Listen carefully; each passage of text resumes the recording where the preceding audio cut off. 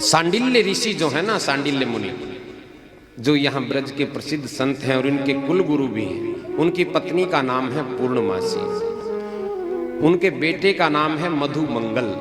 प्रेम से कहो श्री राधा। श्री राधा।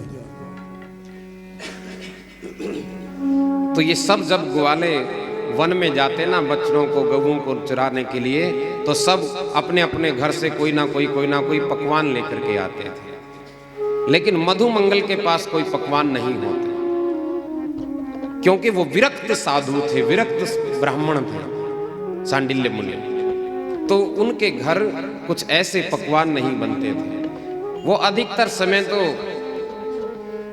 कन्हैया के साथ ही उन्हीं के घर भोजन करते।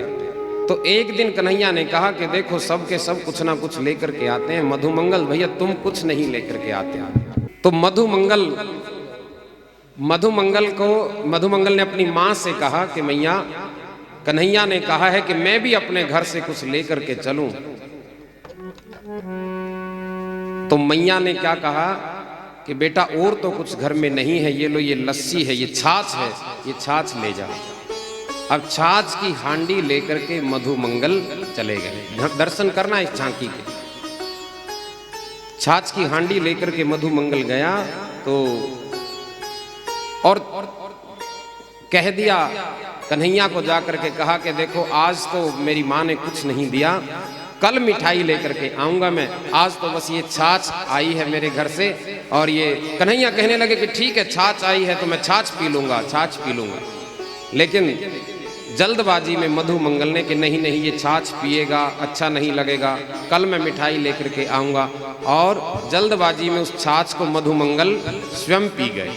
सारी की सारी वो छाछ उठाई, हांडी उठाई मधुमंगल ने और जल्दबाजी में मुंह को लगाई और गट गट गट गट करके पी गए छाछ। अब जैसे दौड़े कन्हैया उसकी ओर आए, अरे छाछ मेरे को भी दे दे, मेरे को भी दे दे, मेरे को भी दे दे। तब तक वो छाछ की हांडी समाप्त हो गई। अब देखो दर्शन अब कीजिए, सारी छाछ मधुमंगल पी गया। तो कन्हैया ने क्या सोचा कि देखो आई तो ये मेरे हिस्से की भी थी और मुझे ये छाछ मधुमंगल ने नहीं दी। तो कुछ छाछ ना जैसे अंदर गई, कुछ जल्दबाजी में पी, तो कुछ बाहर मुख पर भी उसकी लार रह गई थोड़ी सी। तो कन्हैया ने क्या किया, मधुमंगल के मुख पे जो वो छाछ लगी हुई थी उसको चाटने लगे। अब ऐसे प्रेमी जनों को भगवान अपनाते हैं, यानी कि वो इस बात का ध्यान नहीं रखते कि मेरे लिए ये स्वादिष्ट व्यंजन लेकर के आया है या क्या लेकर के आया है। भगवान के जो अपने हैं ना, भगवान उनको इसी तरह से अपनाते हैं। तो उसकी झूठी छाछ भी चाट गए। इससे प्यारा प्रभु और क्या होगा, इससे निराला प्रभु और क्या होगा। तो जब इस दृश्य को ब्रह्मा जी ने देखा, ब्रह्मा जी के मन में ये मोह पैदा हो गया कि पता नहीं हमारा ये जो अवतार जो प्रभु ने धारण किया है, इन्हें ये कैसा अवतार है, मुझे नहीं लगता कि ये विष्णु होंगे। और यदि असली में ही ये विष्णु के रूप में हैं तो मेरी तरह से ये भी सृष्टि की रचना कर देंगे। और जाकर के मैं इनकी परीक्षा लेता हूँ। परीक्षा कैसे ली है? परीक्षा ली ब्रह्मा जी ने, जो ग्वाले हैं ना, ग्वाले, बछड़े और कन्हैया, ये तीन ही होते हैं वन में। तो बछड़ों को चुराया है पहले तो ब्रह्मा जी ने। प्रेम से कहो श्री राधा। भगवान की इस दिव्य लीला का दर्शन कीजिए। पहले बछड़ों को चुरा लिया।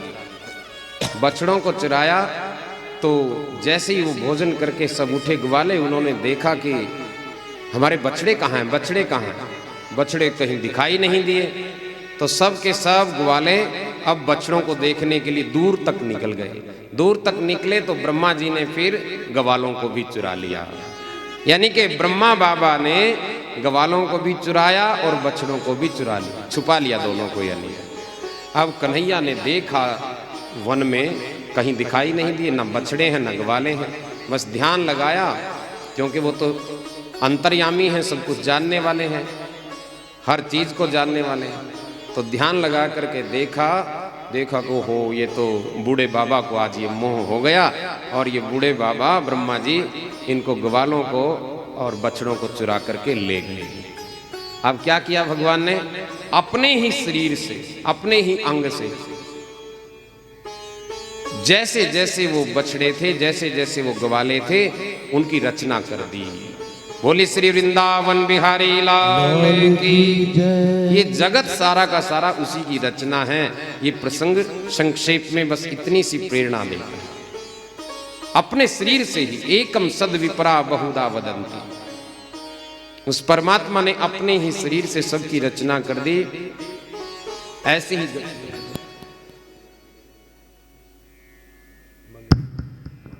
तो अपने ही शरीर,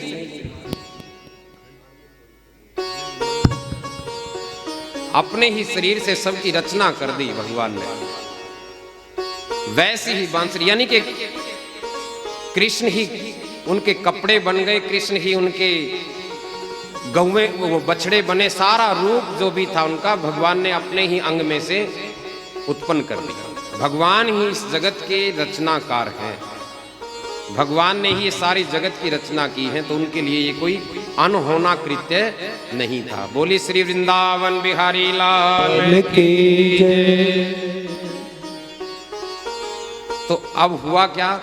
जैसे ही घर पहुंचे ना, उन बछड़ों की, उन ग्वालों की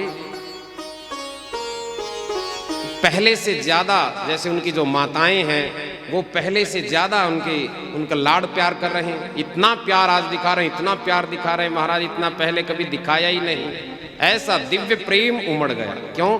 क्योंकि कृष्ण ही उनके बच्चों के रूप में आज वहां इस रूप में प्रकट हुआ। सब ग्वालिनों की इच्छा होती थी कि जो ये यशोदा का लाला है ना, हमारा भी ऐसा सौभाग्य होता कि ये हमारा भी पुत्र बनता। तो आज उनके मन की इच्छा भगवान ने इस तरह से पूर्ण की है। पता भी नहीं लगा कि ये कौन है, सब उन्हीं की शकल सूरत वही, रूप आकृति सब कुछ वही, और भगवान ने वो रचना ऐसे करी। गौएं भी आज अपने बछड़ों से खूब पहले से ज्यादा स्नेह दिखा रही हैं, खूब चाट रही हैं, लाड लड़ा रही हैं। क्यों? क्योंकि उनके बछड़ों के रूप में भी साक्षात कृष्ण ही उनके पास आज है। तो ये लीला 1 वर्ष तक चलती, 1 वर्ष तक ये लीला चलती रही। अब ब्रह्मा जी का तो वो एक पल ही था, ब्रह्मा जी को तो उसी क्षण बोध हो गया था, लेकिन अपने पृथ्वी लोक का वो 1 वर्ष बीत गया। 1 साल तक ये लीला चलती रही। अब एक दिन फिर क्या हुआ, कन्हैया के मन में आया कि चलो, जब ब्रह्मा जी ने ये के मन में ये मोह पैदा हुआ है, थोड़ा सा इनको भी अपनी एक झलक दिखला देते हैं। तो ब्रह्मा जी का ही रूप बना करके अब भगवान के लिए, देखो ये जो लीला आप श्रवण कर रहे हो, इसका भाव यही है कि उस रचनाकार के लिए कुछ भी असंभव नहीं है। वो पल में सृजन कर देता है, पल में विनाश भी कर देता है। उसके लिए कोई मुश्किल थोड़ी है कुछ भी, वो कुछ भी बना देता है। उसकी ही सारा जगत ये उसी की रचना है। सर्वमिदं ब्रह्म, सर्वमिदं ब्रह्म।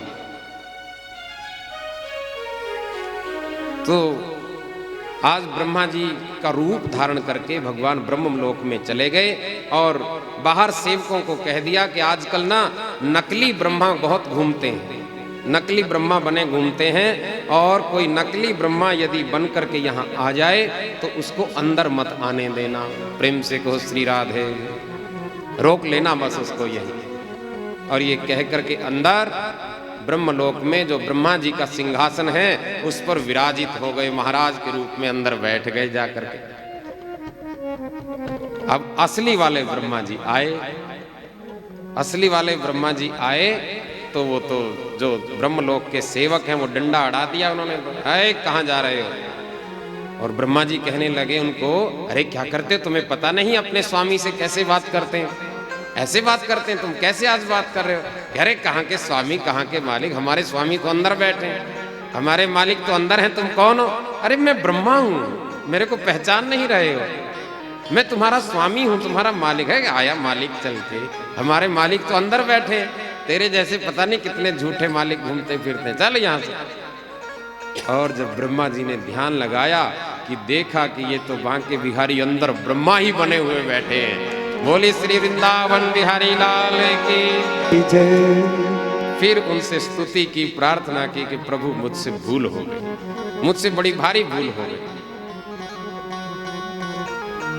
तो इस तरह से भगवान ने ये दिव्य लीला की। तो जिनकी रचना की थी उनको अपने शरीर में फिर से भगवान ने समा लिया, और ब्रह्मा जी ने चुराए थे जो, वो ब्रह्मा जी ने वापस फिर पृथ्वी लोक पर छोड़ दिए। तो ऐसी दिव्य लीला भी भगवान ने संपन्न की है।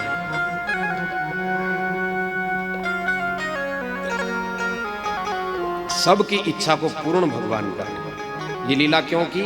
गौओं की भी इच्छा होती कि ये जो हमारा पालक है ना, हमारा ये जो कितना अच्छा होता कि ये हमारे दूध का भी पान करता, हमारे स्तन का पान करता, हमें भी ये सौभाग्य प्राप्त होता कि ये हमारा बछड़ा होता।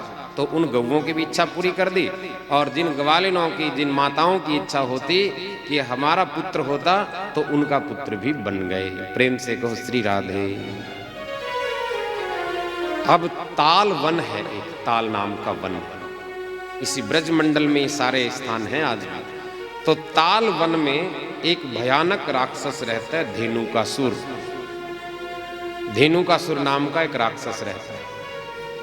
तो उस वन में सुंदर सुंदर, वैसे तो वृक्ष हैं और फल देते हैं, बढ़िया फल देते हैं, बहुत फल देने वाले वृक्ष हैं, लेकिन उन फलों का बने क्या?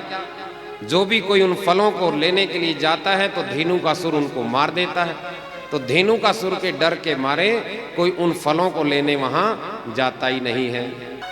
तो ताल वन में बलराम जी आज गए हैं। अब बलराम जी उस धेनुकासुर का उद्धार करके और अपने मित्रों के, अपने ग्वाल बालों को, अपने सखाओं को वो फल वहां के चखाना चाहते हैं। तो धेनुकासुर का उद्धार किसने किया? बलराम जी ने किया। पकड़ के उसके टांग ऐसे घुमा दिए धेनुकासुर के, धेनुकासुर का उद्धार हो गया। बोलिए बलदाऊ जी महाराज की जय। श्री कृष्ण गोविंद हरे मुरारी, हे नाथ नारायण वासुदेवा। हरे मुरारी, हे नाथ नारायण वासुदेवा। श्री कृष्ण गोविंद हरे मुरारी, हे नाथ नारायण वासुदेवा। कृष्ण गोविंद हरे मुरारी, हे नाथ नारायण वासुदेवा।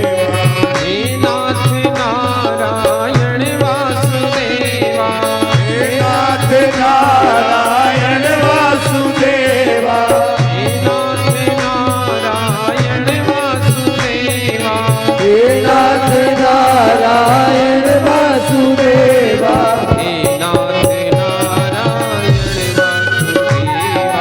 हे नाथ नारायण वासुदेवा। हरे कृष्णा कृष्णा कृष्णा हरे कृष्णा कृष्णा कृष्णा हरे कृष्णा कृष्णा कृष्णा राधे कृष्णा कृष्णा कृष्णा।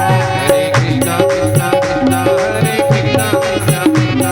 हरे कृष्णा कृष्णा कृष्णा राधे कृष्णा कृष्णा कृष्णा। हरे कृष्णा कृष्णा कृष्णा हरे कृष्णा कृष्णा कृष्णा। हरे कृष्णा कृष्णा कृष्णा राधे कृष्णा कृष्णा कृष्णा। हरे हरे। बोली श्री वृंदावन में हरि लाल की जय। तो धेनुकासुर का उद्धार करने के बाद फिर अब जो यमुना में कालिया नाग एक रहता है ना, और उस कालिया नाग के कारण यमुना का जल दूषित है। उस कालिया नाग के विषैले उस विषाक्त जल से यमुना ब्रजवासियों को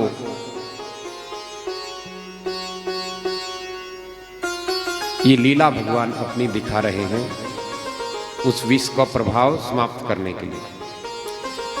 तो अब जाएं तो वहां कैसे? क्योंकि बलराम जी बड़े हैं, वो वहां जाने नहीं देंगे। तो भगवान एक लीला करते हैं आज। क्या? बलदाऊ जी को चिढ़ाने लगे। क्या कह करके? जब धेनुकासुर का उद्धार बलदाऊ जी ने किया ना, तो मैया के पास कह रहे हैं कि मैया देखो, भैया ने ना एक गधे को मार दिया। अब गधा तो बेचारा जीव है, गधे को थोड़ी मारा है किसी ने। वो कहने लगे, बलदाऊ जी कहने लगे, नहीं नहीं गधे को नहीं, मैंने असुर को मारा है, वो असुर था। कि नहीं नहीं असुर कहाँ का, वो तो गधा था। तो इस तरह से वो नाराज हो गए और कहने लगे कि ठीक है, मैं कल तेरे साथ गौवें चराने जाऊंगा ही नहीं। अब वो यही चाहते थे कि बलदाऊ जी मेरे साथ ना जाएं, ये मेरे साथ होंगे तो मुझे यमुना में वहां नहीं जाने देंगे जहां कालिया नाग रहता है। तो बलदाऊ जी घर पे ही रुक गए और ठीक है, कल तुम नहीं जाओगे, कोई बात नहीं, मन मन में अपने सोच रहे, परसों मैं तुम्हारे पांव पकड़ के मना लूंगा, तुम मेरे से बड़े हो, कोई दिक्कत नहीं।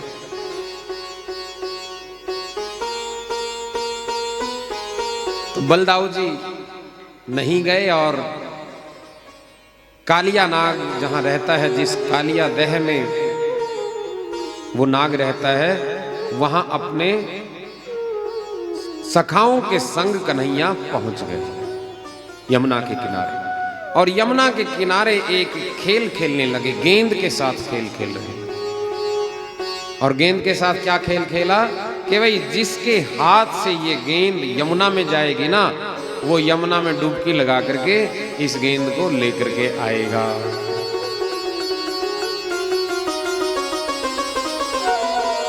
अब भगवान ये थोड़ी चाहते हैं कि किसी और के हाथ से गेंद जाए, वो लीला पुरुष है, लीला कर रहे हैं। तो अपने ही हाथ से वो गेंद यमुना में फेंक दी। यमुना में गेंद गई तो उसके सखाओं ने रोका कि कन्हैया इस यमुना में मत जाओ, यमुना में मत जाओ, यहां कालिया नाग रहता है, बहुत खतरनाक है, विषैला है, यहां भैया मत जाओ मत जाओ। लेकिन कन्हैया कहने लगे कि नहीं नहीं, खेल में यही तय हुआ था ना कि जिसके हाथ से ये गेंद जाएगी यमुना में वही लेकर के आएगा, तो मेरे हाथ से गई है, मैं ही लेकर के आऊंगा। और देखते देखते देखते यमुना में छलांग लगा दी। और छलांग लगाने से पहले ये भी कह करके गए कि तुम चिंता मत करो, मेरे को मंत्र आता है, मेरे को मंत्र आता है, नाग मेरा कुछ नहीं बिगाड़ेगा। नाग के विष का प्रभाव कैसे दूर हो ये मंत्र मैं जानता हूँ। बेचारे भोले भाले थे वो ग्वाले, तो वो कन्हैया की बातों में आ गए कि हो सकता है कोई मंत्र वंत्र ये जानता हो, और छलांग लगा गए। छलांग लगाई तो जैसे ही यमुना के उस दह में छलांग लगाई है ना, जहां कालिया नाग था, तो वो तो फुंकार मार करके खड़ा हो गया, सोया हुआ नाग जाग गया। अब अपनी फनों को उसने फैला लिया और कन्हैया के शरीर पे ऐसे लपेटे, जैसे नागपाश जो होता है ना, नागपाश में बांध लिया कन्हैया। फिर भगवान ने अपने शक्ति का जैसे ही प्रदर्शन किया और वो नागपाश से भी मुक्त हो गए, तो दोनों के बीच वहां युद्ध हुआ है। अब एक एक फन के ऊपर भगवान नृत्य करने लगे, नाच रहे हैं एक एक फन को। नाग के जितने भी फन है ना, उन एक एक फन को अपने चरणों से भगवान दबा रहे हैं, उनका विष निकाल रहे हैं। अब देखो यहां संतों ने एक बात कही है, भगवान क्या लीला कर रहे हैं, यमुना को तो विष मुक्त कर ही रहे हैं, यमुना की शुद्धि का काम तो भगवान कर ही रहे हैं, पर्यावरण की रक्षा तो भगवान कर ही रहे हैं। अरे ये नाग तो जल का जीव है, ये तो बेचारा जल में ही रहता है कहीं ना कहीं, और इसके फन तो गिने भी जा सकते हैं, लेकिन हमारे जीवन में जो विषय रूपी फन है ना, उनकी गणना करनी आसान नहीं है। कितने सारे फन, इतने फन हैं, तो भगवान की भक्ति ही उन फनों को दबा सकती है। प्रेम से कहो श्री राधे। जितने भी फन हैं, चाहे वो क्रोध का फन है, ईर्ष्या का फन है, द्वेष का फन है, लोभ का है, अनेकों विकार इस जीवन में है, तो वो विकार दूर कैसे हो? प्रभु की भक्ति से वो विकार दूर हो सकते हैं। तो कालिया दमन की प्रेरणा यही है। तो भगवान उसकी फनों पर नृत्य करने लगे। नाग की पत्नियों ने भगवान से प्रार्थना की है, प्रभु हमारे पति या हम लोग ऐसा कौन सा सौभाग्य हमने किया था कि जो आपके दर्शन यहाँ हो, क्योंकि हमारा स्वभाव विषैला स्वभाव है, अब देखो नाग का स्वभाव, नाग किस जाति का है? विषैली जाति का है। विष तो उसके जीवन में रहेगा ही रहेगा। तो ऐसे उन विषैले स्वभाव वाले जीवों पर भी श्री हरि ने कृपा की है। वो अपने प्रेमी भक्तों पर कृपा क्यों नहीं करेगा? तो नाग की पत्नियों ने प्रार्थना की और अब भगवान ने कहा कि तुम यमुना छोड़ करके यहां से कहीं चले जाओ। नाग को मारा नहीं है, बस उसको यही कह दिया कि यहां से तुम जहां से आए थे, रमणीक द्वीप से ये नाग आया था यहां, गरुड़ के भय के कारण आया था। विस्तृत कथा है, वो बहुत लंबी है, समय बहुत ज्यादा लग जाएगा। हमने गोवर्धन पूजा भी करनी है। तो रमणीक द्वीप में वापस उस कालिया नाग को भेज दिया और इस तरह से यमुना को कालिया के विष के प्रभाव से मुक्त कर दिया। बोली सच्चिदानंद भगवान की जय। अब प्रलंबासुर का उद्धार, फिर वेणु गीत का वर्णन सुखदेव जी महाराज कर रहे हैं। ये वेणु गीत क्या है जी? बंसी जब भगवान बजाते हैं, बंसी भगवान मधुर मधुर बंसी बजाते हैं, मधुर मधुर वेणु बजाते हैं, और भगवान की बंसी का नाद सुन करके गोपियां एक दूसरी से चर्चा कर रही है। उस बंसी के बारे में चर्चा कर रही है कि देखो इस बंसी ने कौन सा सौभाग्य किया होगा, कैसा तप किया होगा। वेणु गीत तो विस्तृत है। बंसी के 3 गुण हम आपको याद दिला दें। जिसके जीवन में ये 3 गुण होंगे, भगवान उसको अपना लेंगे। भगवान सारा दिन बंसी को अधरों पे रख के रखते हैं। क्यों? बंसी से वो चर्चा कर रही हैं गोपियां आपस में कि अरे देखो इस बंसी ने ऐसा कौन सा पुण्य किया। तो बंसी कह रही है, मानो 3 चीजें बांसुरी की प्रेरणा लेने की। बांसुरी ने तप किया है। बंसी ने ना तप किया। तप कैसे किया? बांस का पेड़ वन में होता है और उस वन में धूप भी सहन करता है वो पेड़, बारिश भी सहन करता है, ठंड को भी सहन करता है, वहीं खड़ा रहता है। तो ये तप हो गया। हुआ कि नहीं हुआ? हम तो 1 घंटा भोजन ना मिले तभी विचलित हो जाते हैं, और उस बंसी प्रेरणा मानो साधक को दे रही है कि भगवान का प्रिय बनने के लिए सबसे पहली शर्त क्या है? थोड़ा बहुत तप करना पड़ता है। तो मैंने तप किया है, बंसी कह रही है, मैंने तप किया है। दूसरा, मैं अंदर से पोली हूं, खाली हूं। बांसुरी खाली होती है ना अंदर से, बंसी में गांठ नहीं होती। यदि गांठ हो तो वो बजे ही ना। तो हमें भी अपने आप को भीतर से खाली रखना होता है। प्रेम से कहो श्री राधे। आप कहोगे खाली कैसे रखें? अरे बिना बात के जो विचार मन मस्तिष्क में भरे पड़े हैं, जिन विचारों का, जिन बातों का कोई लेना देना ही नहीं है, वो भी हमारे मन मस्तिष्क में भरी रहती है। कितनी ऐसी बातें जीवन में भरी रहती हैं जिनके बिना हमारा जीवन बढ़िया जिया जा सकता है। क्यों उन विचारों का बोझ जीवन में रखते हो? खाली रखो अपने आप को, अपने मन मस्तिष्क को खाली रखो। लेकिन हम तो ऐसा भर के रखते हैं, किसी ने थोड़ा सा भी कुछ कह दिया, सुन लिया, कोई बात हो गई, जीवन भर के लिए वो गांठ बांध लेते हैं। खाली रखें अपने आप को। जो हो गया कल सो हो गया। जो जितना खाली रहेगा वो उतना खिला रहेगा। इस बात का ध्यान रखें। जितने हम भरे रहेंगे ना उतने भारी रहेंगे। जितना विचार अपने मन मस्तिष्क में भर के रखेंगे, जितने भी बोझ अपने ऊपर रखेंगे ना, उस बोझ के तले हम दबते चले जाएंगे। तो खाली रहेंगे। खाली रहेंगे तो फिर भगवान के विचार अपने आप मन मस्तिष्क में आएंगे। तो बंसी का ये दूसरा गुण है। और तीसरा गुण क्या बताया बंसी ने? कि मैं बिना बुलाए नहीं बोलती। अब बांसुरी को बिना बुलाए बोलती है कि रखी रहती है बांसुरी तो बेचारी। जब बंसी बजाने वाला उसमें कोई तान छेड़ेगा तभी बांसुरी बजती है, नहीं तो बांसुरी चुपचाप रहती है। इसलिए बहुत ज्यादा बोलना भी हानिकारक जीवन में होता है। बिना बात बोलते रहें, बोलते रहें, बोलते रहें। कई आदमियों की आदत होती है बिना बात बोलते रहते हैं। अरे जब जरूरत है तभी बोलें, सार्थक बोलें, अच्छा बोलें, मीठा बोलें। और बंसी अंत में ये कह रही है कि मैं जब भी बोलती हूं, यानी कि जब मेरे में तान छेड़ी जाती हैं, तो जो मेरी ध्वनि जो होती है ना, वो कर्कश नहीं होती, कड़वी नहीं होती। कैसी होती है? मीठी होती है। ये 4 गुण बांसुरी के हैं।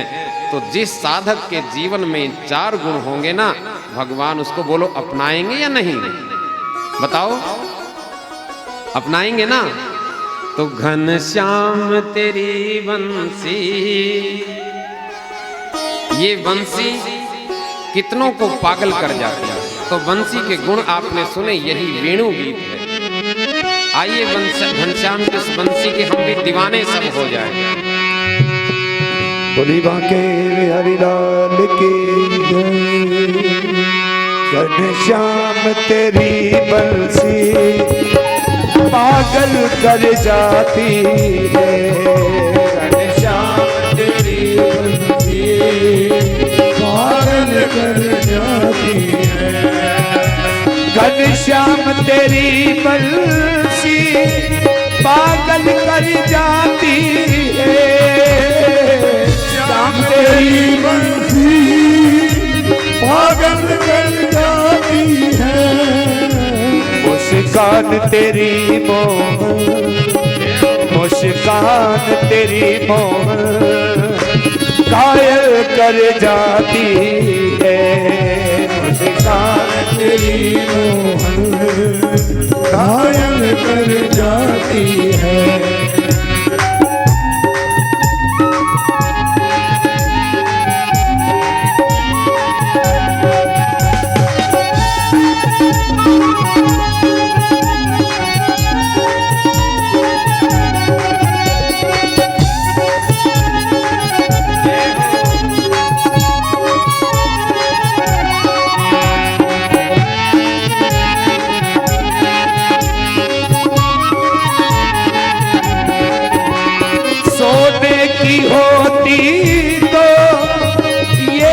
करती मुरली, सोने की होती तो ये क्या करती मुरली।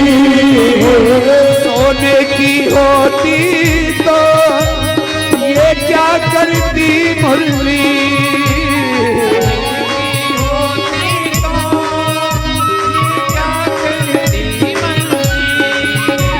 ये तो बांस की होकर भी, तो बांस की होकर भी आती है। श्याम तेरी घायल कर जाती है।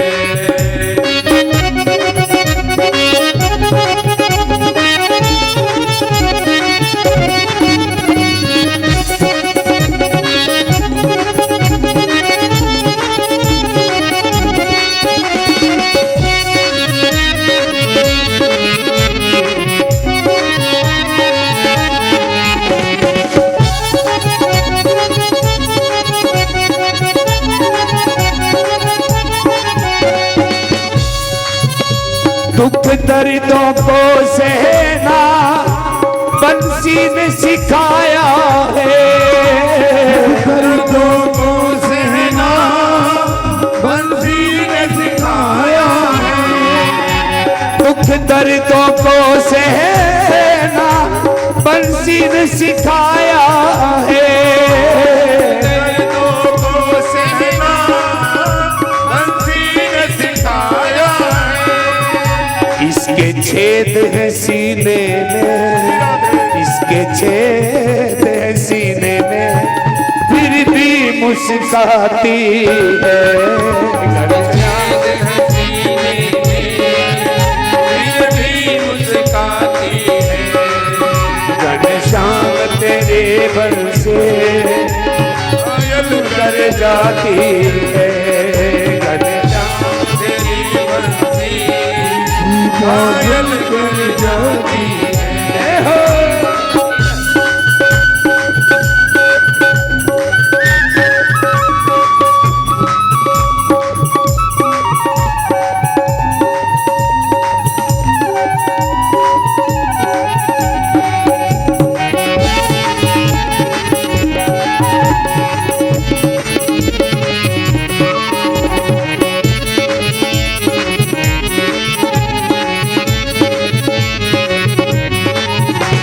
तुम गोरे होते तो क्या कर जाते मोहन, गोरे होते तो क्या कर जाते मोहन, तुम गोरे होते तो क्या कर जाते मोहन, गोरे होते तो क्या कर जाते मोहन, इस काले रंग पे, इस काले रंग पे दुनिया मर जाती है, काल तेरी मरती दुनिया मर जाती है।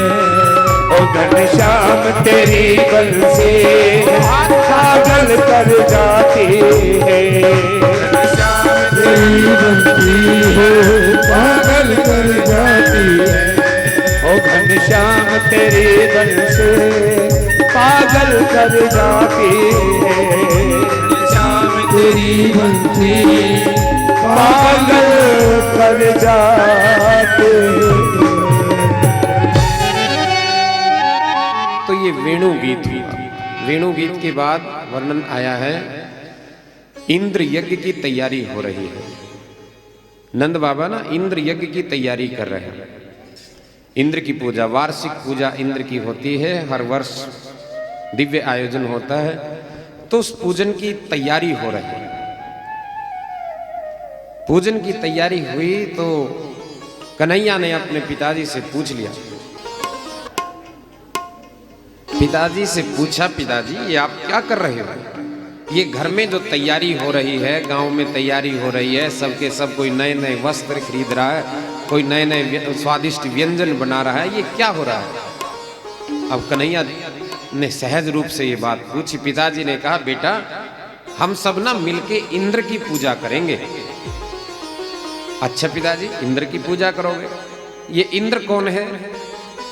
बच्चे पूछते रहते हैं ना, और वो तो लीला कर रहे हैं, जानते तो सब कुछ है। पूछ रहे हैं कि इंद्र कौन है? बोले इंद्र देव है। कि इंद्र कैसा देव है? इंद्र वर्षा का देव है। इंद्र हमें वर्षा देता है, वर्षा से हमारी वृक्ष वनस्पति होती हैं, तो इसलिए हम इंद्र की पूजा करते हैं। इदम इंद्राय इदम नमः, इंद्र की पूजा हम करते हैं। कन्हैया कहने लगे कि पिताजी देता तो हमें गिरिराज भी बहुत कुछ है, गिरिराज की पूजा हम क्यों नहीं करते? बोला बेटा तुम्हारी बात तो सही है, गिरिराज भी हमें बहुत कुछ देता है, लेकिन ये तो इंद्र की पूजा है, इंद्र की पूजा तो करनी ही करनी। अब भगवान तो लीला करते हैं, जैसे ब्रह्मा जी के मोह को भगवान ने दूर किया था ना वो लीला करके, अब इंद्र के मान का मर्दन भी करना चाहते हैं। इंद्र क्या है? अनेक बार आपने इस प्रकरण को सुनते हो कि इंद्र ऐश्वर्य का देव है। ऐश्वर्य पाकर के, धन संपदा पाकर के, उच्च पद पाकर के, मान सम्मान पाकर के व्यक्ति अहंकार से फूल जाता है।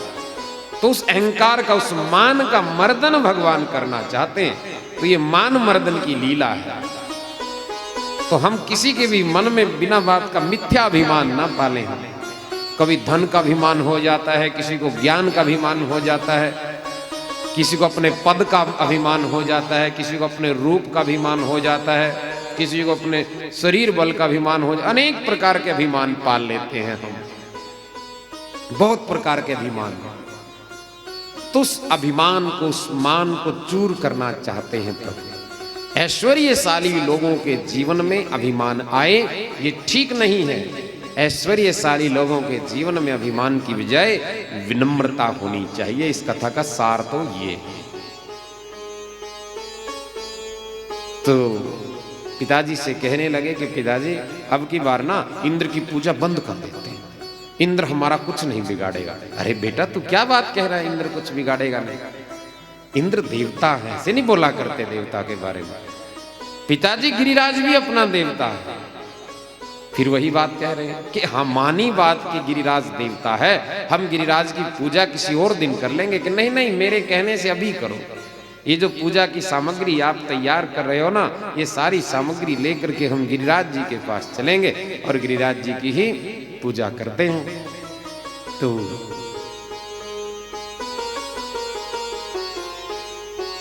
जिद पे अड़ गए। अब नंद ने अपने भाइयों से, अपने मित्रों से विचार विमर्श किया, सलाह की।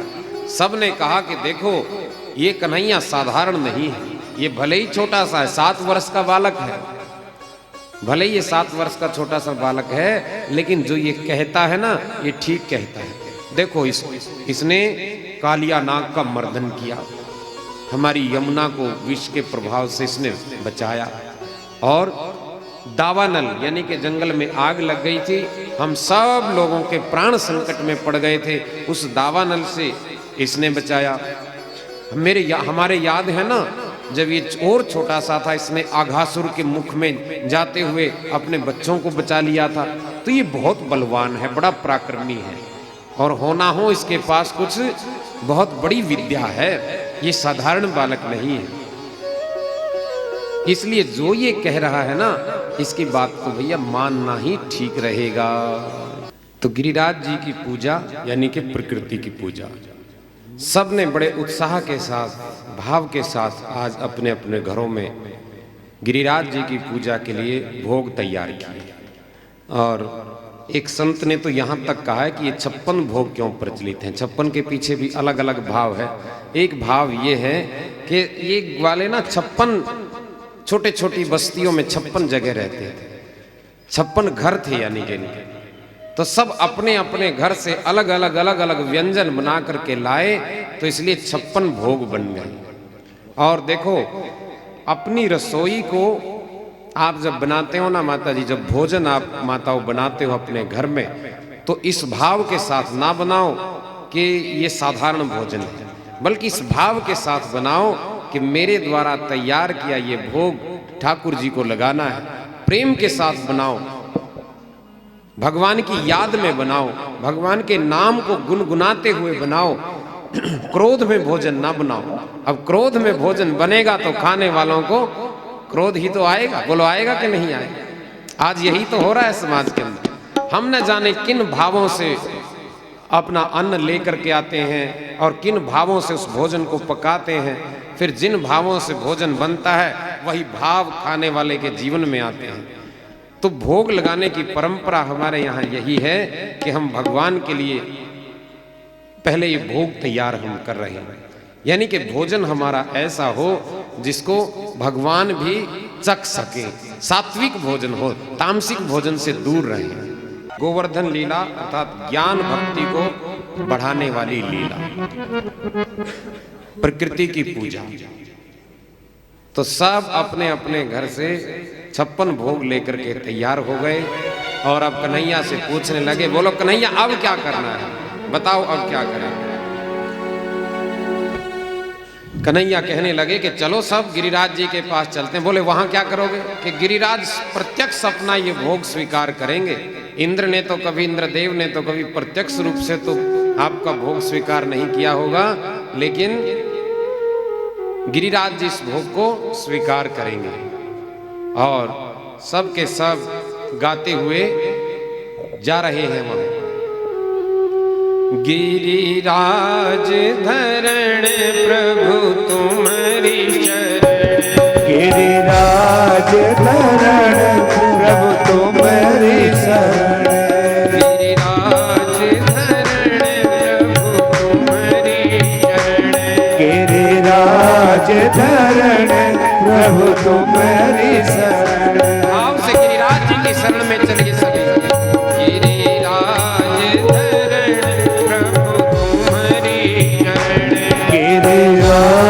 धरण प्रभु तुम्हारी शरण, तुम्हारी शरण दाता तुम्हारी शरण, तुम्हारी शरण दाता तुम्हारी शरण।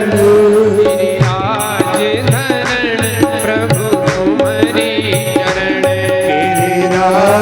धरण प्रभु तुम्हारी शरण, गिरिराज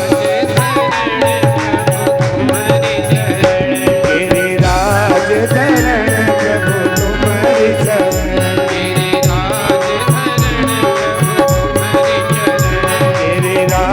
धरण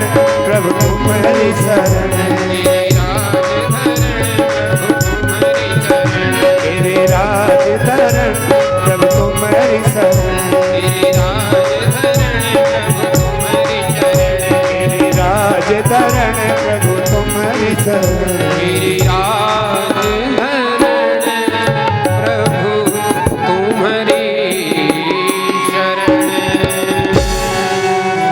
तो सब पहुंचे हैं अपने अपने भोग की सामग्री लेकर। और देखो जी, हम पूजा भगवान की करते हैं और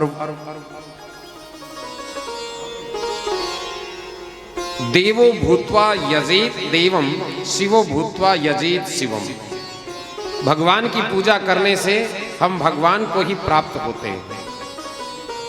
तो दिव्य भाव हमारे जीवन में आए, इस भाव के साथ भगवान की पूजा हमें करनी चाहिए। तो सब वहां पहुंचे, पूछने लगे कन्हैया से, बोलो कन्हैया, सब पूछने लगे बताओ कन्हैया अब क्या करें, अब क्या करना है, मतलब तुम यहां लेकर के आए हो, बताओ अब क्या करना क्या है। लाला से पूछने लगे कन्हैया अब हमने करना क्या है। कन्हैया ने कहा कि अब मेरे ठाकुर जी को भूख लगी है, गिरिराज जी को भूख लगी है, इसलिए भोजन की सामग्री भगवान के सामने उपस्थित करो। बोले अच्छा बेवकूफ बना रहा है, तो इस पत्थर को भूख लगी हुई है कि हाँ, अरे तुम अपने भोग की सामग्री को खोलो तो सही। तो सब ने अपने अपने भोग की सामग्री को खोला। जो दूध लेकर के आया था उसने दूध को जैसे गिरिराज जी की ओर किया, गिरिराज जी उस दूध का पान करने लगे। जो पेड़े लेकर के आया था पेड़ों को खाने लगे। जो चूरमा लेकर के आया था चूरमे को खाने लगे। यानी कि 56 प्रकार के भोग गिरिराज जी ग्रहण करने लगे और कहने लगे कि और आने दो, और आने दो, आन्योर आन्योर आन्योर। तो आन्योर नाम का एक स्थान परिक्रमा मार्ग में आज भी वो गांव है। बोले गिरिराज महाराज की। शैलो वश्मी शैलो वश्मी शैलो वश्मी, इस शैल के रूप में मैं ही हूं। यानी कि भगवान ही गिरिराज हो गए और गिरिराज ही भगवान कृष्ण बन गए। ऐसा दिव्य भोग उन्होंने लगाया था। और सब फिर तो जैसे ही गिरिराज महाराज ने भोग लगाया ना, भाव से तब तो भोग लगा करके गाने लगे, सब मस्ती में भाव के साथ गाने लगे कि छटा तेरी तीन लोक से न्यारी है गोवर्धन महाराज। इस गोवर्धन पूजा से प्रसन्न चित्त कौन कौन है, खुश कौन कौन है? सारे हो ना? हाँ, तो बैठ के मस्ती में ताली बजाएं। जिन्होंने खड़े होना है वो मस्ती में यहाँ झूमे आकर के बड़े भाव के साथ। छटा तेरी तीन लोक से प्यारी है गोवर्धन महाराज। छटा तेरी तीन लोक से न्यारी है गोवर्धन महाराज। छटा तेरी तीन लोक से न्यारी है गोवर्धन महाराज। गोवर्धन महाराज हमारे प्रभु गोवर्धन महाराज। गोवर्धन महाराज हमारे प्रभु गोवर्धन महाराज। गोवर्धन महाराज हमारे प्रभु गोवर्धन महाराज। ओ गोवर्धन महाराज हमारे प्रभु गोवर्धन महाराज। छटा तेरी लोक से न्यारी है गोवर्धन महाराज। छटा तेरी तीन लोक से प्यारी है गोवर्धन महाराज।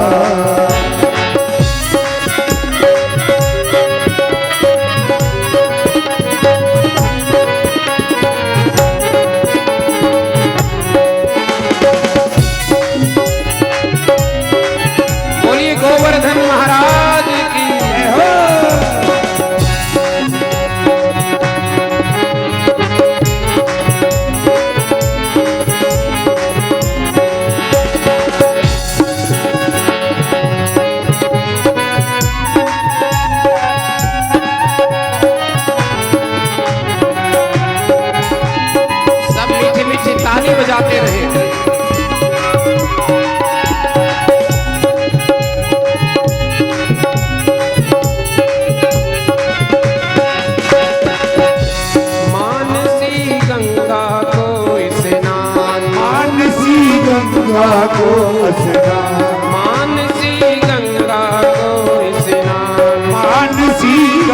पापों को स्नान, धरो फिर चकलेश्वर को ध्यान, धरो ईश्वर को ध्यान, धरो फिर चकलेश्वर को ध्यान, धरो फिर चकलेश्वर को ध्यान, दान घाटी पे दही का दान, घाटी पे दही का दान, ओ दान घाटी पे दही का दान, घाटी पे दही का दान, करो परिक्रमा की तैयारी है गोवर्धन महाराज। छठा तेरी तीन लोक से न्यारी है गोवर्धन महाराज, छठा तेरी तीन लोक से न्यारी है गोवर्धन महाराज। गोवर्धन महाराज।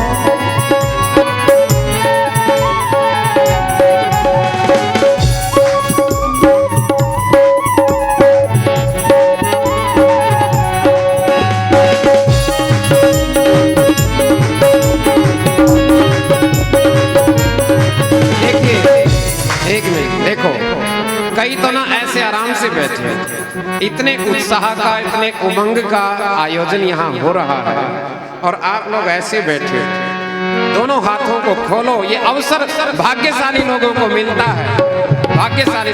शॉल से बाहर हाथ निकालो, शॉल से बाहर निकालो।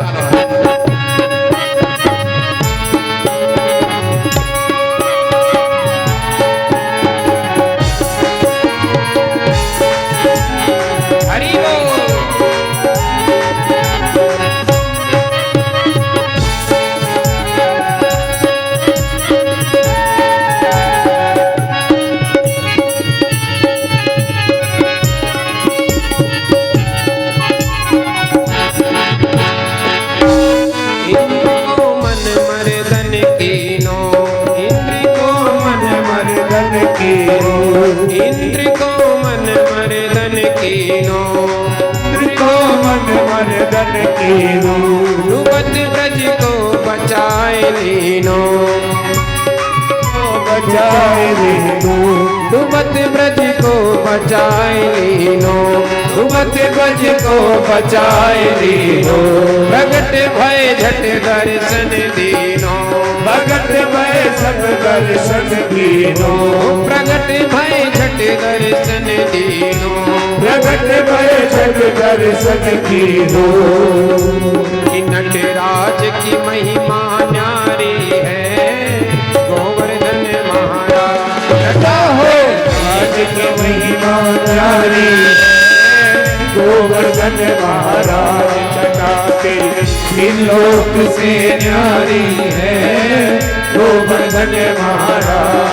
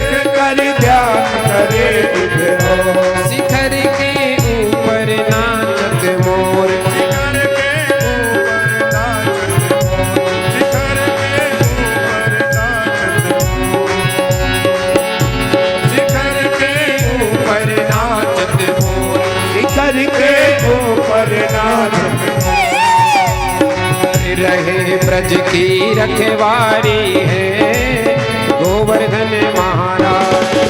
तेरी तीन लोक से न्यारी है गोवर्धन महाराज, तेरी तीन लोक से न्यारी है गोवर्धन महाराज।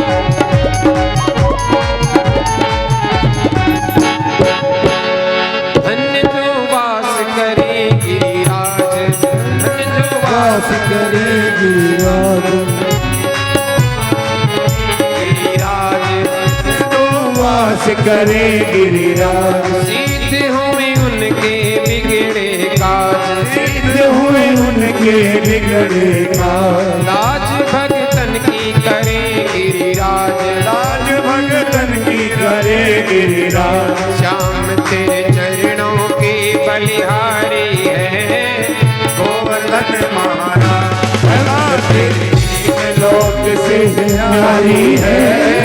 गोवर्धन महाराज जटा तेरी लोक से न्यारी है। गोवर्धन महाराज, गोवर्धन महाराज हमारे प्रभु गोवर्धन महाराज। ओ गोवर्धन महाराज हमारे प्रभु गोवर्धन महाराज। ओ गोवर्धन महाराज हमारे प्रभु गोवर्धन महाराज। गोवर्धन महाराज हमारे प्रभु गोवर्धन महाराज। छटा तेरी तीन लोक से न्यारी है। गोवर्धन महाराज छटा तेरी तीन लोक से न्यारी है गोवर्धन महाराज। छटा तेरी तीन लोक से न्यारी है। गोवर्धन महाराज तीन लोक से न्यारी है। गोवर्धन महाराज। बोलिए गोवर्धन नाथ की जय। सबने गिरिराज जी की पूजा की, गिरिराज जी ने भोग स्वीकार किया और सबके हर्ष का, सबके आनंद का कोई ठिकाना नहीं रहा। तो गिरिराज जी आज भी कृष्ण रूप में, यानी कि कृष्ण के सगुण साकार रूप का दर्शन यदि करना है तो उनमें से एक प्रमुख स्थान गिरिराज जी हैं। गिरिराज जी कोई साधारण पत्थर नहीं है, साक्षात कृष्ण रूप ही है। तो जब इंद्र ने ये देखा, इंद्र ने सोचा कि ये लो तुम्हारी तो पूजा बंद हो गई और ये तो उस जड़ की पूजा कर रहे हैं। तो अब पूजा बंद हुई तो इंद्र में क्रोध आ गया और मेघों को आदेश दे दिया कि जाओ ब्रज पर घोर वर्षा कर दो, घोर वर्षा ब्रज पर करो और ब्रज को डुबो दो। ब्रजवासियों को पता चल जाएगा मेरी पूजा न करने का फल क्या होता। ये अभिमान, ये है अभिमान। यानी कि जो कुछ देने वाला है और उसका मान सम्मान में, सत्कार में कभी कमी रह जाए तो उसके बदले उसको क्रोध आ जाए। तो क्रोध जीवन में नुकसानदायक है, घातक है। अभिमान घातक है, अहंकार घातक है। विनम्रता जितनी हो सके जीवन में उतनी अपनाना।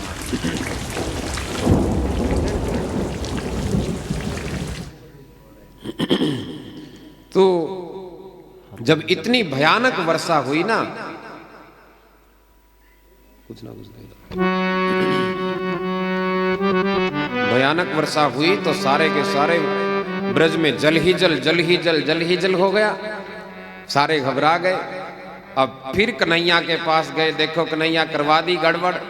भाई इंद्र देख, उसकी गोवर्धन जी की पूजा हो जाती है तो ठीक है, वो तो अच्छी बात है, वो तो अपने देव हैं, लेकिन तूने इंद्र की पूजा बंद करवा के सारी गड़बड़ कर दी ना।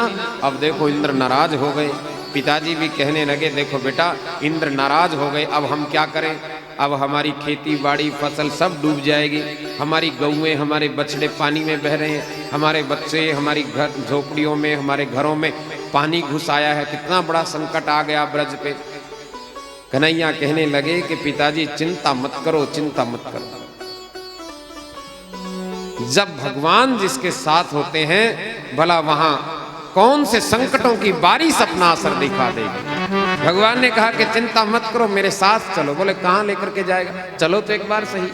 सब के सब फिर अपनी, किसी के पास छाता था, छाता लेकर के चले, कोई बिना छाते चले, कोई गठड़ी बांध करके सामान की चला, कोई गऊओं को लेकर के चले, बछड़ों को लेकर के चले, अपने बच्चों को लेकर के चले, सब माताएं चली, वालिनें चली, सारे के सारे पहुंच गए कन्हैया के पीछे पीछे पीछे पीछे। बोले कहाँ लेकर के जाएगा, कहीं डुबो करके मारेगा क्या, कहाँ लेकर के जाएगा। बोले आओ मेरे साथ, आओ तो सही।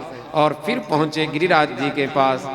जिस गिरिराज जी की पूजा की थी वहीं जाकर के देखते ही देखते गिरिराज जी को भगवान ने अपने बाएं हाथ की छोटी उंगली से सबके देखते देखते सबको ये कहा, अच्छा अपनी आंखें बंद करके भगवान का ध्यान कर लो। यानी कि करते स्वयं हैं और दिखाना भी नहीं चाहते। यही तो भगवान के देने का होता है। देने वाला सब कुछ है, करते हो तुम कन्हैया, सब कुछ करने वाले परमात्मा, लेकिन कोई देखे भी नहीं।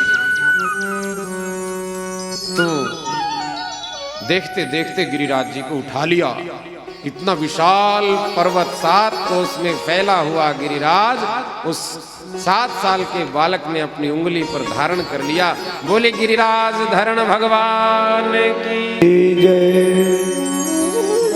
और सबको कह दिया कि इसके नीचे आ जाओ, सब अपने नीचे आ जाओ। इसके सारे के सारे जितने भी ब्रजवासी वहां थे ना, सब गोवर्धन जी के नीचे आ गए। भगवान की शरणागति जो स्वीकार करता है, फिर भगवान उसको हर प्रकार के संकट से बचाते हैं। ये भगवान का आश्वासन। तो अब बारिश होती रही, सब भगवान के इर्द गिर्द खड़े हैं और भगवान एक लीला और कर रहे हैं। क्या? उठाने वाले तो स्वयं हैं। भला इतना विशाल पर्वत कैसे लौकिक व्यक्ति, सांसारिक जन से, कितना ही बलवान कोई क्यों ना हो, उससे कैसे उठ पाता? वो तो ईश्वरीय शक्ति से ही उठ गया। और क्या कह रहे हैं अपने सखाओं को, अपने मित्रों को कह रहे हैं, अरे भैया एक काम करो, अपनी अपनी जो लाठी ले रहे हो ना, ये लाठी का सहारा लगा दो थोड़ा सा, बड़ा भारी है ये गिरिराज, कहीं गिर ना जाए। तो सबने कहा ठीक है कन्हैया, डरो मत, हम तेरे साथ हैं, चिंता मत कर, ये लो हमने लगा दिया सहारा। और सब ने अपनी अपनी लाठी का सहारा लगा दिया। करने वाला परमात्मा है। कई बार हमें भी भ्रम हो जाता है कि कर हम रहे हैं, हो तो रहा भगवान की कृपा से है। तो इंसान को भ्रम हो जाता है कि मेरे कारण हो रहा है। अब उनके भ्रम को दूर करने के लिए क्षण भर की एक लीला भगवान ने की। क्या? अपनी उंगली का सहारा ना थोड़ा हटा लिया, और जैसे ही हटाया वो तो हिचकोले खाने लगा गिरिराज, हिचकोले खाने लगा। और अब जैसे ही सारे के सारे फिर भयभीत हो गए। अरे लगाओ अपनी लाठी, ठीक से लगाओ, ठीक से लगाओ, ये गिर जाएगा। अरे कन्हैया तो कहाँ है, कहाँ है? बोले मैं यहीं हूं, चिंता मत करो। बस अपनी बाजू बदलने की, अपने हाथ बदलने की कोशिश कर रहा था मैं कि नहीं नहीं कन्हैया ऐसा मत करो। यानी कि गिरिराज अगर नीचे गिरे तो सबका कचूमर ही निकल जाए। लेकिन नहीं, भगवान ने केवल उनको ये बोध कराया कि साधक का बल ही भक्ति में पर्याप्त नहीं है। साधक को सफलता कब मिलती है? जब परमात्मा के नाम का संबल, परमात्मा के रूप का संबल उसके साथ है, तब साधना में सफलता उसको मिलती है। खाली हम अपने भजन से पार हो जाएंगे ऐसा नहीं है, भगवान की कृपा का होना भी तो आवश्यक है। तो गिरिराज पूजन का प्रकरण बहुत सारी चीजें, बहुत सारी बातें बता देता है। अब देखो जी, इंद्र ने जब देखा 7 दिन बीत गए, 7 दिन तक दिन रात घोर वर्षा हुई। इंद्र ने सोचा कि अब तो ब्रजवासी डूब गए होंगे, और डूबते हुए मरता क्या नहीं करता, मरते हुए मेरे को जरूर पुकारेंगे। तो इंद्र को तो अब भी यही है कि अब मेरी जय जयकार करेंगे, मेरी स्तुति होगी। लेकिन देखा कि ब्रजवासी कहाँ गए सारे के सारे। देखा कि ओहो वो लीला हो रही है वहां, तो वो लीलाधर, वो मुरलीधर अपनी उंगली पर गिरिराज पर्वत को उठाए खड़ा है, और सारे के सारे ब्रजवासी उसके इर्द गिर्द खड़े हैं। और जो सारा जो जल था ना, इतना जल जो बरसाया, वो सारा का सारा जल अगस्त्य मुनि ने पी लिया था। ये राम अवतार की बात है। अगस्त्य मुनि को प्यास लगी थी, और उस टाइम की उनकी प्यास अब भगवान ने ऐसे पूर्ण कर दी। ये लो ऋषिवर, पी ले जितना पीना। और सारा जल अगस्त्य मुनि पी गए। ब्रज में धूल उड़ रही है, ब्रज में तो धूल ज्यों की त्यों। इंद्र देख करके इस लीला को हैरान, तो इंद्र भी भगवान से स्तुति करने लगे, प्रार्थना करने लगे, प्रभु मुझसे बड़ी भूल हुई, मैं आपकी लीला को नहीं जान पाया, मैं तो अपने बल को ही सब कुछ समझ रहा था, आपका बल तो अनंत है मेरे नाथ। और देखो इंद्र की थोड़ी ही स्तुति से भगवान प्रसन्न हो गए। ब्रह्मा जी ने जो भूल की, उस भूल के कारण तो भगवान के जो सखा थे ना, जो बछड़े थे, जो ग्वाले थे, वो दूर चले गए थे। और इंद्र के अभिमान से क्या हुआ, इंद्र के अभिमान से वो नजदीक आए, दूर नहीं गए, नजदीक आए।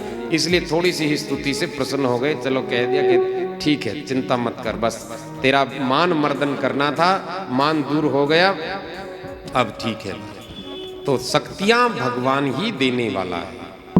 हम सबको कुछ देने वाला जो है ना, वो परमात्मा ही है। तो इसलिए जो कुछ मिला है वो पर्याप्त है, उसका ना अभिमान करें, ना अहंकार करें, ना किसी प्रकार के मोह में हम लोग पड़े। तो अब उसी स्थान पर अब जब देखा, कन्हैया कहने लगे, अरे देखो बाहर बारिश रुक गई क्या? अब कहा कि हाँ हाँ कन्हैया अब रुक गई, अब हम अपनी लाठी हटा लेते हैं और चिंता मत कर, हम तेरे साथ साथ रहते हैं। कि हाँ नहीं, चिंता की कोई बात नहीं, तुम साथ हो तो फिर क्या कमी है। और गिरिराज जी को वहां स्थापित कर दिया। अब इतनी दिव्य लीला सबने देखी, सारे के सारे कहने लगे, अरे कन्हैया तू तो बड़ा पहलवान है, तो बहुत मोटा ताजा तो नहीं लगता, लेकिन इतना बलवान, तूने इतने बड़े पर्वत को उठा लिया। कि नहीं नहीं, मैंने अकेले ने थोड़ी उठाया, भैया तुम भी तो साथ थे। तो उनको भी श्रेय दे दिया। मान लो आप किसी काम को कर रहे हो ना, तो मैं मेरेपन का अभिमान ना होने दो। मैं मेरेपन का अभिमान नुकसानदायक है। कर आप रहे हो, थोड़ा सा औरों को भी श्रेय देना सीखो। कभी बहू से सब्जी स्वादिष्ट बन जाए तो वो अपनी सास को श्रेय देने, माँ ये आपके कारण ही ये सारा हुआ है, ये आपने ही सब्जी बना दी बढ़िया। तो देखो फिर गृहस्थ कितना बढ़िया बन जाए। हम एक दूसरे को श्रेय देना सीखें, एक दूसरे को मान सम्मान देना सीखें। भले ही आप कर रहे हो उस काम को, लेकिन ये कहना कि नहीं मैं कर रहा हूं, मेरे कारण हो रहा है, ये है वो है, उसकी बजाय ये कह दो कि नहीं तुम्हारे कारण भी ऐसा हो रहा है। तो उससे देखो कितना आनंद आएगा। तो कन्हैया ने श्रेय उनको दे दिया। अब एक दिन पूछने लगे, फिर जब ये लीला हुई ना, कि कन्हैया एक बात तो बता यार, तूने ये इतना बड़ा पर्वत सच सच बता, ये उठाया कैसे? क्योंकि वो अपने बल को जानते थे बेचारे कि हम तो उठा नहीं सकते, उठाया तो कन्हैया नहीं है, संकट से तो हमें यही बचाता है हर बार। तो कैसे उठाया है हम जानना चाहते हैं। और कन्हैया ने वो प्यारी सी बात कही कि कछु माखन को बल बढ़ो,